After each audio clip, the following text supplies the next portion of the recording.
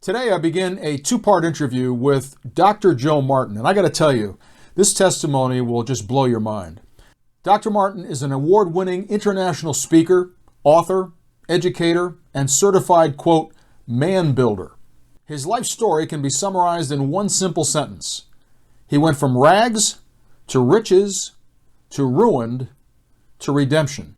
I know you'll be just as inspired as I was, so join me after the break for this incredible interview. Back in a moment.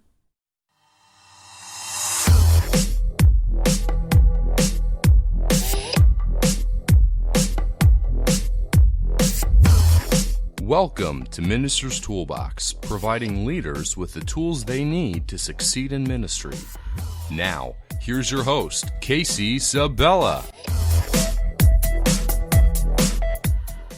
I want to welcome to our show Dr. Joe Martin, and welcome to our show. Thank you, Casey. Thanks for having me on. It's my pleasure. Joe, I just want to kind of give our audience a sense of who you are, where you're from. So if you would spend a few moments just sharing with us how you came to faith and how it led you eventually into the ministry that you now have. Well, you know what, Casey, I wish it was a linear, easy, step-by-step process, but I guess if they had to title my life a book, if put a title on it, it would be Messy Christianity. I got there in a... You sound like my kind of guest, to be honest. I got there taking the scenic route, man. But I start my story out by just kind of giving an overview, and I'll let you jump in anytime you want to ask me specific questions about it. But there's 4 phases to my story. One, I call it from rags to riches, to ruined, to redemption. And the rags part obviously is where I began, grew up very poor in the inner city ghettos of Miami, Florida, in a place called Liberty City. And if you have a lot of older people listening to this, they may recognize the name. We're notorious for some of the racial riots we had way back in, I guess it had to be back in the early 80s. Mm-hmm. Yeah, back in the early 80s. But also we're infamous for explicit lyrics being in rap music now because of the group 2 Live Crew, who had a lawsuit against city of Fort Lauderdale. And because they won that lawsuit, now you're able to say anything on a record without, all you got to do is have a label on it that says, for adult listeners only. But they broke that. That was the precedent that they set. Another thing that praise God for liberty. Yeah. The other thing that people know us about from Liberty City in Miami is the game called Grand Theft Auto. It's a video game that's notorious. And so my city is not known for, the area where I grew up is not known for the greatest things. Usually you think Miami South Beach. I never even saw the beach growing up as a kid. That's how isolated and secluded we were. We lived in an inner city ghetto where there is huge. It was 5 high schools, 2 malls, and I never met a white child till I was 12. Wow. Living in Miami. And so I grew up dirt poor. My mom was 16 years old when she had me. My dad left her life when he was 18. I was only 2. So by the time my mom was 17 years old, she had 2 kids. So she had to drop out of high school. So you can imagine a 17-year-old taking care of 2 children. We were really, really poor. There were times we didn't eat. My mom had to work 2 and 3 jobs sometimes. And when my mom went off to work, we would pretty much had to take care of ourselves. And I'm talking about from 9 to 10 years old, we pretty much took care of ourselves. And so I don't know, they say latchkey kids, I guess. I don't know. I thought we created that term because we were just used to doing it. Did you spend much time in school as a direct result or no?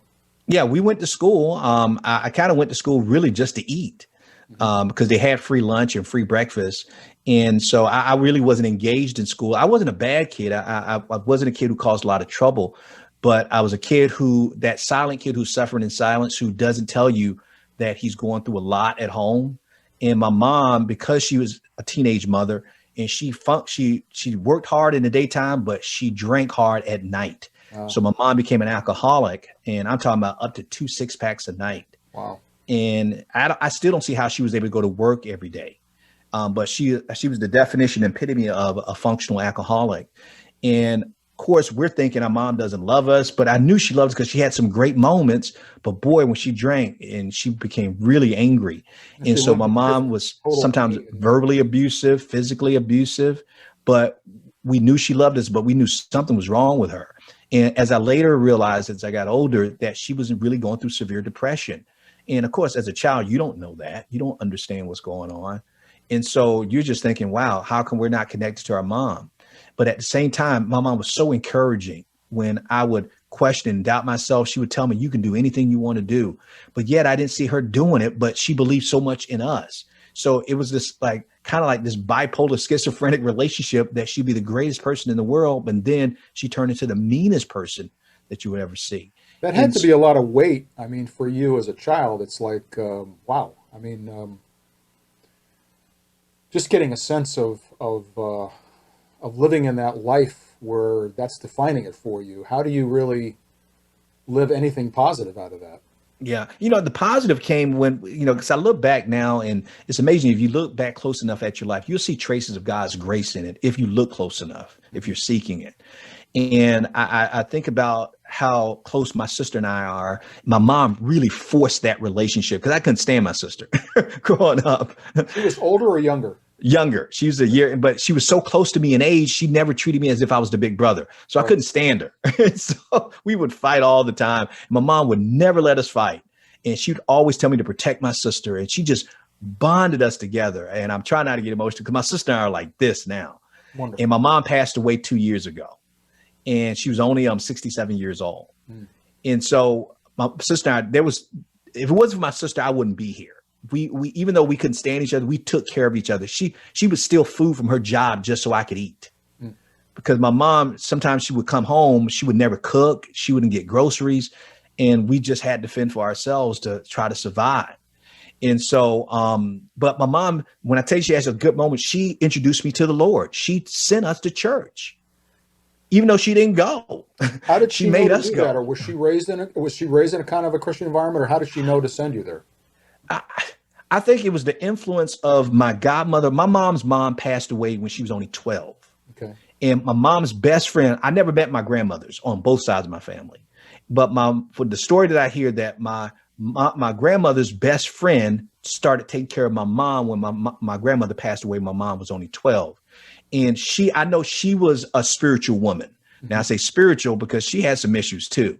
Sure. But I think she had a major influence on my mom, even accepting Jesus Christ as the Lord and Savior. I never heard the story behind that because I remember my mom used to go to church with us. Then all of a sudden, as her drinking got worse, she went less. Right. But she would make us go in. I mean, my mom would threaten us to go to church. If you don't go to church, you're not going outside to play. That's when kids actually used to go outside. Right. And that was like torture if we couldn't go outside to play. And so she said, you can't go outside with your friends if you don't go to church. So she forced us to go to church, and we went to church. And I still thank my mom for introducing me to Jesus Christ, even though I didn't develop an intimate relationship with him. It was more done out of obligation and religion, more so than a relationship. But I would never even known him if it wasn't for her making us go to church. So no, she wasn't connected. I think it was introduced by my godmother to her, and that kind of just spilled over to us. Gotcha. But in addition to that, my mom having her issues, my dad wasn't there in the home. So my mom, we were in this environment where it was very, very dangerous. There's drugs, there's, addictions, there's violence, murder, gang violence, all this stuff. And my mom tried to protect us from it as much as she could, but she couldn't because she was working all the time. She felt that as a boy, because my sister had my godmother and had her, but as a boy, I didn't have any male influence in my life. So she recruited a family member, my cousin, who was not a gangbanger, not a drug dealer. This is the profile of the guys who grew up in my neighborhood. We had a lot of males, but we didn't have many men. Matter of fact, I don't think we had any men that I could look to in our neighborhood. Mm-hmm. Even to give you an example, the church that I went to, the pastor ended up becoming a crack addict. Wow. I mean, that's how bad our community was. And because crack hit us hard in the 80s, man, in Miami. But my mom felt that I needed a male role model. And so she recruited a family member who was not all those things. He was not a womanizer. He was not a gangbanger, not a drug dealer. And he had a job. And so that was her qualification. He has to be a pretty decent guy if he has a job and he's not selling drugs, not doing criminal activity. But that same man took better care of me than my mom did. He did a great job. He fed me, he clothed me. But I didn't realize he was prepping me. Because he did all that, and then he molested me and sexually abused me for 3 years. Wow. Under my mom's roof without my mom knowing. And of course, me being at the age of 12, 13, or 14 years old, I'm too embarrassed to tell anybody about it. I'm walking in this shame. And so there's a lot of other stuff I can tell you about the rags part of the story, but what I will tell you is some of the highlights of it, of that was most traumatic for me, was the sexual abuse, my mom, alcoholism. Also, I experienced 6 deaths of my friends before I reached the age of 16. And that's very traumatic when you go to just one funeral. But when you go to 6 funerals and all the caskets are small, that'll do something in your head as a child. So I lived most of my childhood thinking I was going to die. And people think that is so cool. Why are you? They ask me, what do you want to be when you grow up? I said, alive. That's what I used to tell them. Now, people say they want to be football players and doctors, lawyers and teachers. I just wanted to be alive, because if you lose your friends before you're 16 years old, when they're 12, 13, 14, 15 years old, what is the natural conclusion?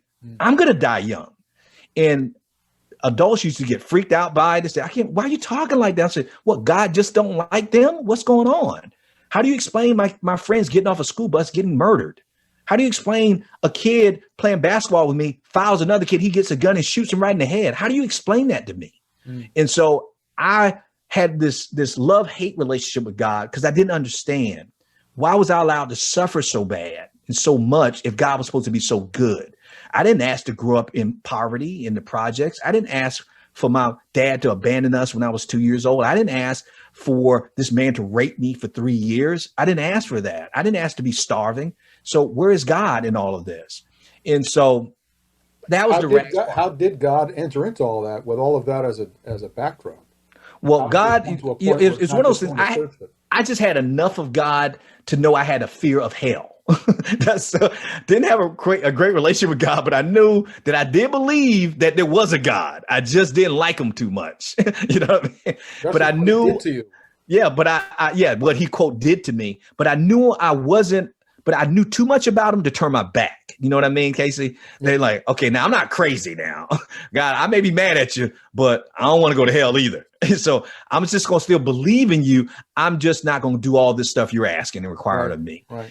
And so now we go to the, but my faith actually got me through, because there was times I thought about taking my life. As you can imagine, I thought about suicide a lot. And it got to a boiling point when I was 16 years old, and I was about to do it. And I now realize it was the Holy Spirit speaking to me. And God is amazing. My love-hate relationship with God, but he loved me enough to still speak to me when I needed him the most. And it was when I was getting ready to take my life. And he told me not to do it. And he told me to trust him. But he wouldn't tell me why, which made me upset again. I'm like, you say God told you. Just explain a little bit of that to us. Well, yeah, boy, I was able to get my hands on a gun. And I was sitting in a room by myself, 16 years old. And I had the gun in my mouth, ready to pull the trigger. And something, I didn't hear an audible voice, Casey, but it was loud enough that I couldn't ignore it. Yeah. I don't even know how to explain that. I get it. But I could hear it, but I couldn't hear it. Right. But I'm like, wow. And I was hoping it shut up. That's how bad it was, but I couldn't hear anything in the room. And it kept telling me, don't do this. Don't do this. And so I assume it wasn't, because I believe in heaven and hell. I assume it wasn't the devil, because it was the enemy. He would say, pull it, right? Do it. So I'm thinking it has to be something else. And so I'm listening to this voice in my heart that says, don't do this. You do not want to do this. Don't do this. So I'm starting to talk to this voice I don't hear audibly. Why wouldn't I? Why shouldn't I? Death can't be worse than this. Yeah. And the voice kept telling me, trust me. And then I get into an argument with no one in the room but me. If my mom would have heard me or my sister, they would have thought I lost my mind. Because I'm arguing thinking, well, why not do it? Give me a reason and I won't do it. But it wouldn't tell me. It just said, trust me. You don't want to do this. And I just broke down crying. And I assumed it was God. So I said, God, okay, if I don't do this, you know how you cut a deal with God? Sure. I said, God, if I don't do this, just don't let someone else kill me. Because that'll be so cruel, God, when I can do it myself. Don't let me get on this bus, go to school, and then I get killed. That's what I saw happening to my friends. Sure. God, that'll be too cruel when I can do it right now, my way, and I'm out of it. Please don't let me get killed. Don't let me die. And I said, God, and I wanted to sweeten the pot, case. I said, and if you do that, I said, if you let me survive to my 18th birthday and I get out of these projects, I promise you, I'll come back and help others. And I said, but please don't let me die. Don't let somebody kill me if you won't let me kill myself. And that's all I said. He never gave me an answer. So now we go to the richest part. I'm going to go fast through that because it was just amazing. I was the first person in my family to go to college. Barely got into college. I wasn't a great student, but I went into community college because they'll let anybody in community college. But my first semester in college, I took 17 credits because I didn't know any better, because no one in my family ever going to college. That's a lot of credits to take as an incoming freshman. Absolutely. But I took 17 credits, 4.0, Casey. Wow. Never made, only thing I made A's in high school was PE. But I aced college out of this desperation. First of all, I was thankful I made it to my 18th birthday. I was thankful that I got out of the hood. So I ended up going to college after being turned down. I forgot to mention this, being turned down by at least 30 colleges. I get into a community college, graduate there with honors, get offered academic scholarships to some of the top universities in the South. I went to this small college in Pensacola called the University of West Florida, about 10,000 students, graduated early at the age of 20, top of my university class. Ended up buying my mom, I bought my first house when I was a senior in college, moved my mom out of the projects a year after I graduated from college. And not only graduated top of my class, at the age of 24, became the youngest professor ever hired to teach in the state of Florida at the age of 24, had my doctorate degree by the time I was 28, had written 2 books by the time I was 30. What was the driver in all of this? Obviously, I mean, desperation. Desperation. I mean, was faith a part of this thing, or just this focus that I'm going to get out of this no matter what? Faith was what I was thankful that I made it out. Right. But it was pure, just flat out, because I didn't continue to build a relationship with Christ after that.